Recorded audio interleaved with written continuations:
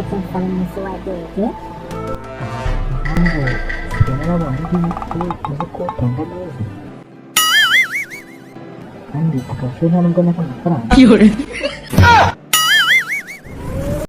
sheri ikibazo kinkomereye cyane urabizi nkora kwa muganga ejo bundi habonetse umurwayi w'impyiko mu impyiko imwe wanyita intwari numva ndishimye cyane none uyu munsi habonetse abarwayi benshi nta impyiko 25 none bari guhamagara polisi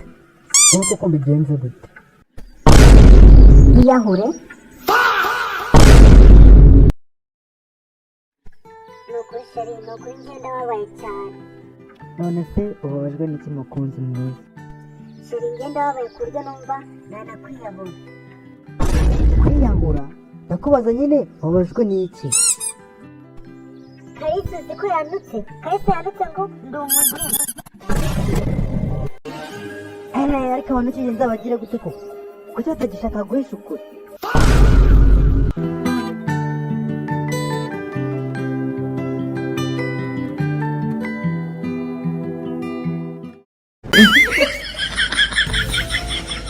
ariko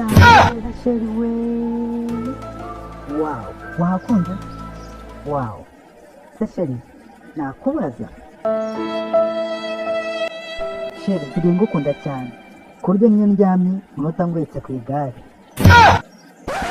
sheri wifunze amaso yawe uba uri kubona iki mba ndi kubona ubusa uko niko nanjye nkubona rero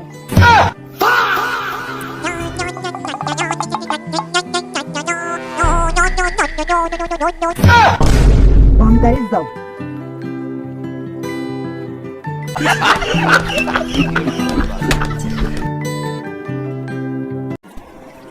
ariko siko kafeda noneho kakinye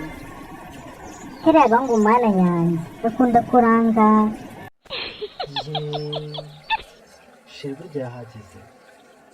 yantanze none aranyita pe arampamba n'amahane ariko si ubundi sheri ubundi wowe kuki watinda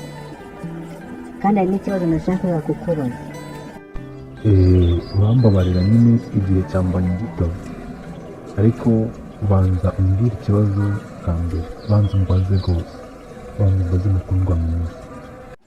ndakubaza bwa mbere ubundi ni ikihe kintu utinya cya mbere kiri mu buzima bwawe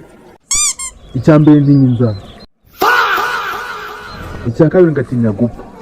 icya gatatu nanga mu buzima ntinya ntanifuza ni ukwisanga n'abanye nawe wanzarnyo